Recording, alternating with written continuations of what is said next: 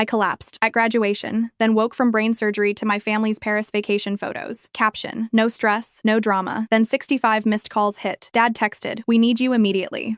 I knew exactly what they wanted. Before I understood what had happened, I found a photograph of my family enjoying Paris without me. The caption read, finally. No stress, no drama. Then I saw 65 missed calls and a message from my father. We need you immediately. He did not ask whether I was alive, frightened, or able to speak. Once I learned what had happened while I was unconscious, I knew exactly why they suddenly needed me. The first thing I saw when I opened my eyes was a ceiling of white acoustic tiles. A fluorescent light buzzed above me, the sound vibrating through my jaw. The second thing I saw was my grandfather's hands resting on the edge of the hospital bed. He was asleep in the chair beside me, chin against his chest, still wearing the good blazer he saved for anything important. A cup of coffee sat cold on the bedside table, its lid lifted and replaced so many times that it no longer sealed. The third thing I saw was my phone charging across the bed. Rachel, my best friend, had plugged it in before falling asleep in a chair by the window. My grandfather was there. Rachel was there. My parents were not. I stayed still and took inventory of my body. The last thing I remembered was standing at graduation and falling, so I needed to know what still worked. My head felt as if it had been emptied, filled with something heavier, and closed again. A bandage ran along the left side of my skull. My mouth was painfully dry and tasted of medication. A pulse oximeter clipped my left finger, so I reached for my phone with my right hand. Near the top of the screen was an Instagram notification saying Meredith Hartwell had tagged me in a post. Meredith was my older sister, and I opened it before I knew enough to stop myself. The photograph glowed with the warm Paris light people travel there, hoping to capture. My mother, my father, Meredith, and Meredith's boyfriend, Cam, sat at an outdoor cafe with croissants and wine. My mother wore sunglasses she had saved for an overseas trip for almost 2 years. My father had an arm around her and looked like a man who had escaped every burden in his life. Meredith's caption read, finally, no stress, no drama. She had tagged my parents and me. I was not in the picture. I had been tagged as the absent source of the stress and drama they were celebrating escaping. The post already had 247 likes. I placed the phone face down on the blanket and stared at the ceiling again. Later, I learned that I had been unconscious for 3 days. My name is Grace Hartwell, and I was 22 years old when this happened. My birthday and graduation both fell in May, and for the previous few weeks, I had been carrying those two milestones together in my mind. I was turning 22 and finishing a biomedical engineering degree at the same time. It felt as though I had been holding two heavy things for years and was finally about to set them down. Instead, I finished college in a hospital bed with part of my skull bandaged and no idea whether my life would ever look normal again. I grew up in Raleigh, North Carolina, in a house that looked happy from the street and demanded constant work to keep looking that way. My father, Douglas, is a commercial real estate developer who understands assets, leverage, and presentation. My mother, Carol, volunteers for every responsibility people can see and delegates nearly everything they cannot. She has managed her social reputation so carefully that I sometimes wonder whether she remembers the person beneath it. My sister, Meredith, is 25 and beautiful in the immediate way that makes people turn toward her. She has always been allowed to be demanding and charming at once because she photographs well, knows what to say at parties, and can make selfishness look like confidence. I was always called the easy daughter, the responsible daughter, the low-maintenance one. In my family, low maintenance meant I did not ask for anything. I solved problems before anyone else had to notice them. I worked 3 jobs while finishing an engineering degree because I believed no tuition money existed for me. I ignored headaches, blurred vision, and one frightening moment when words vanished in the middle of a sentence because I did not want to become another problem. Only after I woke connected to machines did I learn that money meant for my education had paid for a kitchen renovation, a vacation fund, and designer bags I watched my mother acquire without understanding how she afforded them. My grandfather Frank, my mother's father, drove 4 hours from Wilmington as soon as the hospital contacted him. He was the one person in my family who never fit the pattern, though I did not yet understand how many years he had spent trying to protect me from it. Rachel told me that he sat in the surgical waiting room for 6 hours and signed the consent forms the doctors needed. He held my hand before they took me into the operating room. Rachel had been seated next to me on the graduation stage when I collapsed. She rode with me in the ambulance, stayed at the hospital, and tried to reach my parents. After 14 failed attempts, she called my grandfather. By the time Grandpa Frank reached my father, the medical team had already identified the problem. I had a grade 2 astrocytoma in my left temporal lobe, a brain tumor that had probably been growing slowly for nearly 2 years. It explained the headaches I had dismissed as academic stress. It explained the episodes of blurred vision I blamed on too much screen time. It explained why, one afternoon in January, familiar words suddenly disappeared while I was speaking. I had told no one about that moment. I had waited until the words returned, finished the conversation, and moved on because that was what a low-maintenance daughter did. Grandpa told my father the surgeons would operate that night. He said his 22-year-old daughter was about to have her skull opened by a neurosurgeon named Dr. Alicia Park. My family had not yet boarded their flight to Paris. My father replied, "By the time we land, she'll already be out. There's nothing we can do from here." Then he, my mother, Meredith, and Cam got on the plane while I was prepared for emergency brain surgery. Dr.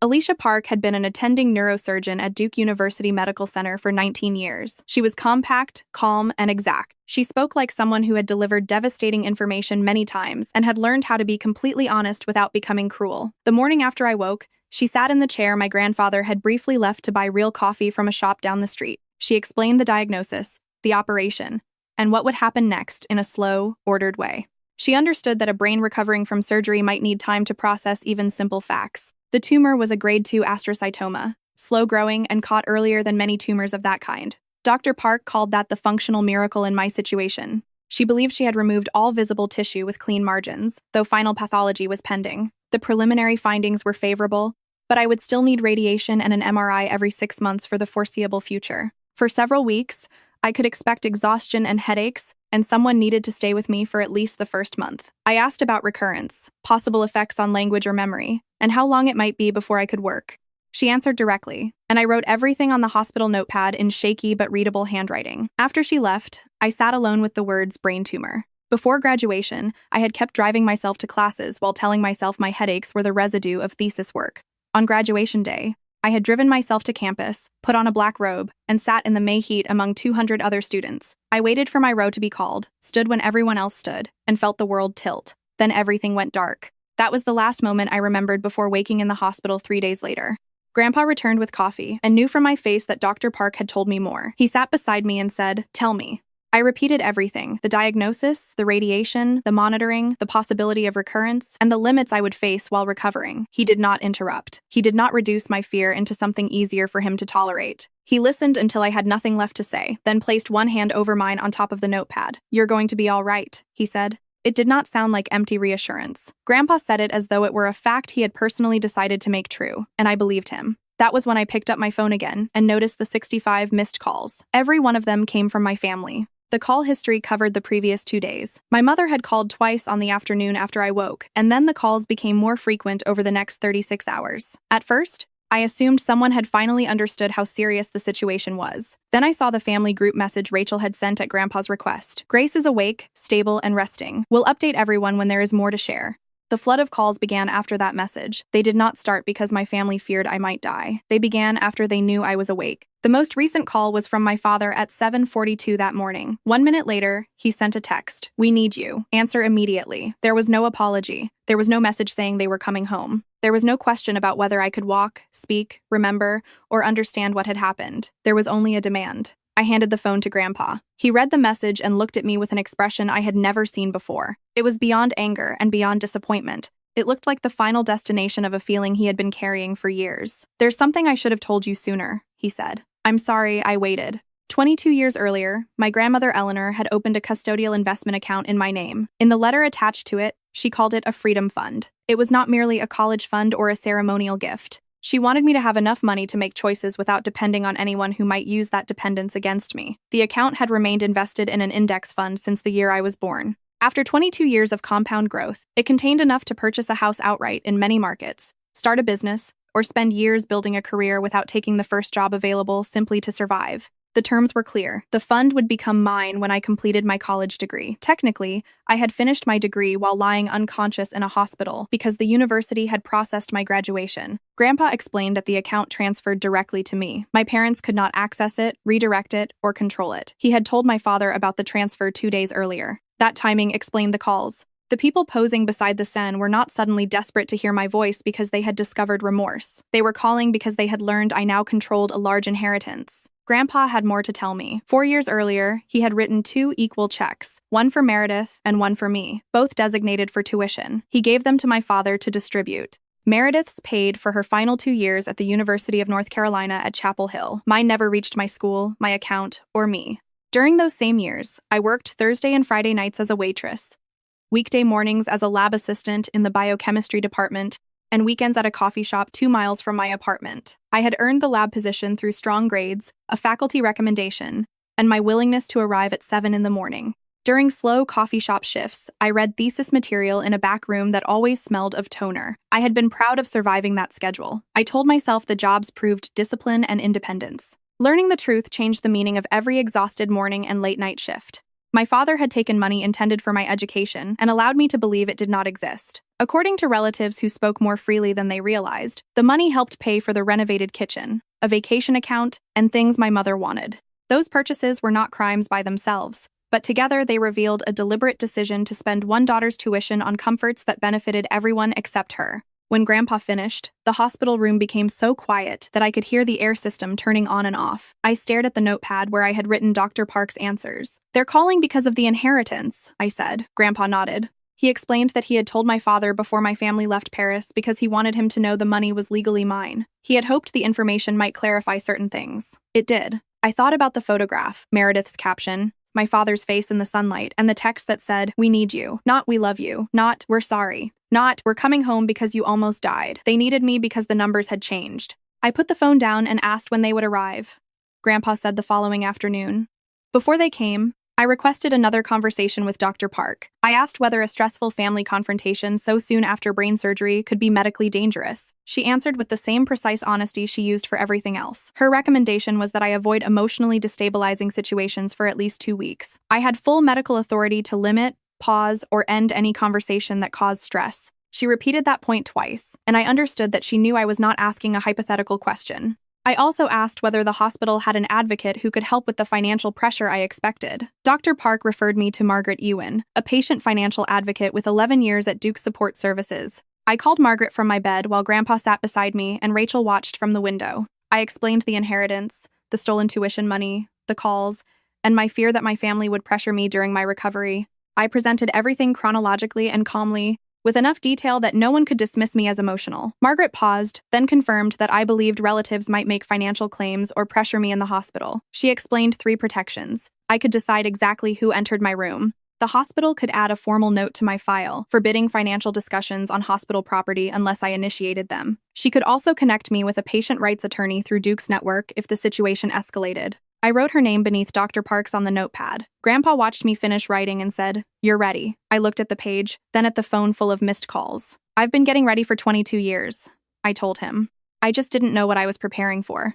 My family arrived at 2:17 the next afternoon. My mother entered first, as she always did. She moved into the room ahead of everyone else, claiming the emotional space before another person could define it. Her face had been arranged into the expression she reserved for public concern, eyebrows gently drawn together, eyes softened, mouth carefully tense. She wore her charcoal travel blazer, and her hair looked freshly styled. She came toward the bed and said, "Grace, baby?" "We came as fast as we could." I let 3 full seconds pass. "You came as fast as you could," I said. 5 days after my brain surgery. Instagram says you were at the Louvre yesterday.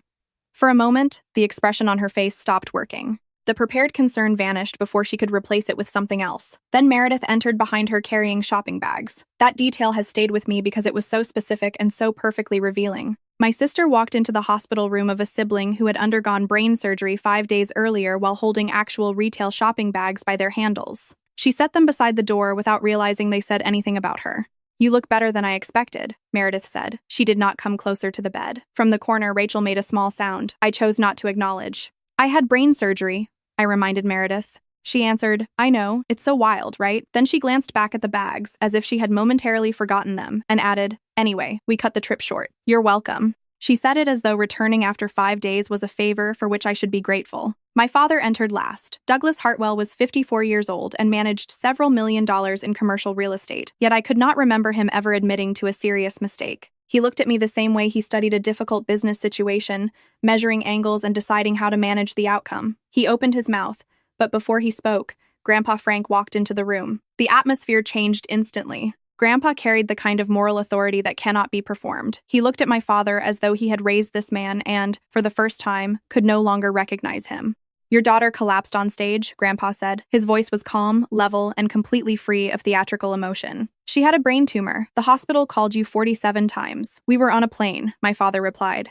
"You were not on a plane," Grandpa said. "You were at the gate. I spoke to you, Douglas. I told you she was going into surgery." My father had no answer, because there was no argument available. Grandpa had been there. He knew exactly when the call occurred, and exactly what my father chose to do afterward. My mother attempted to rescue the moment by moving through a series of emotions. First came grief. Her hands rose toward her face, and her eyes brightened as though she had been overwhelmed by suffering. Then came guilt. She talked about how worried she had been, how impossible the flights were to change, and how no one understood what she had been carrying. When those explanations failed, something less polished emerged. She admitted that she had always found it difficult to look at me. I had Eleanor's face and Eleanor's manner. According to my mother, her own mother had spent 30 years making her feel small in the exact controlled way only a parent can. Every time she looked at me, she said, she saw Eleanor again. I allowed her to finish.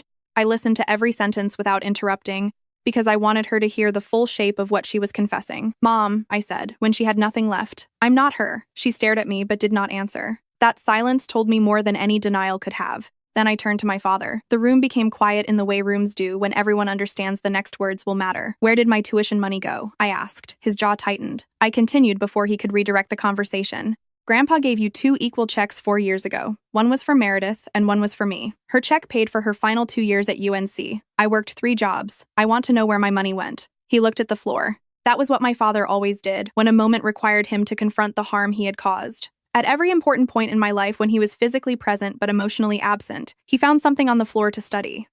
A kitchen renovation, I said. A vacation fund. Other things Mom wanted. I already know where it went. I want you to say it. The shopping bags remained beside the door. The Paris photograph was still on my phone. The words, no stress, no drama, sat in my memory beside his message. We need you. My mother's face had turned gray. Meredith stared at a mark on the wall. My father said nothing. I'm not sharing the inheritance, I told them. My voice remained level. I had expected anger, grief, or even relief to rise when I finally said those words. Instead, I felt only clarity. Perhaps it was the kind of sharp mental simplicity. Doctor, Park said some patients experienced after surgery. Certain things no longer required debate. Not $1, I continued. Not for a wedding, not for another renovation, and not for whatever emergency you invent after this. It is not happening. That is incredibly selfish. Meredith said. Grandma wanted me to have options, I interrupted. That is the word she used. Options. She wanted me to be able to live without depending on people who treat me like an afterthought.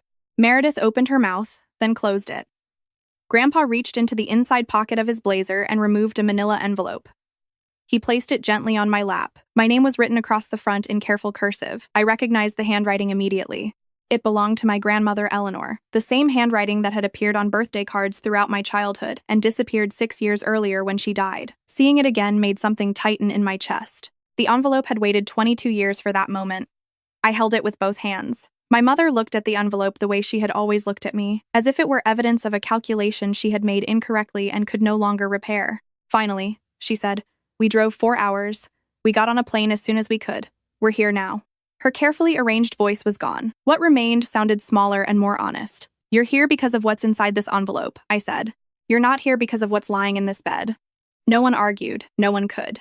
3 months later, I moved into a 2-bedroom apartment in Durham, 4 miles from the hospital where my next MRI was scheduled. I completed radiation in August. At my latest follow-up, Dr. Park described my condition as cautiously optimistic. In neuro-oncology, I learned that is close to the best version of good news anyone is willing to promise. I received those words carefully and gratefully, without turning them into more than they are. The inheritance remains intact. Margaret introduced me to an estate attorney named Philip Dorsey, who had practiced for 40 years and watched enough families destroy themselves over money to approach conflict with calm.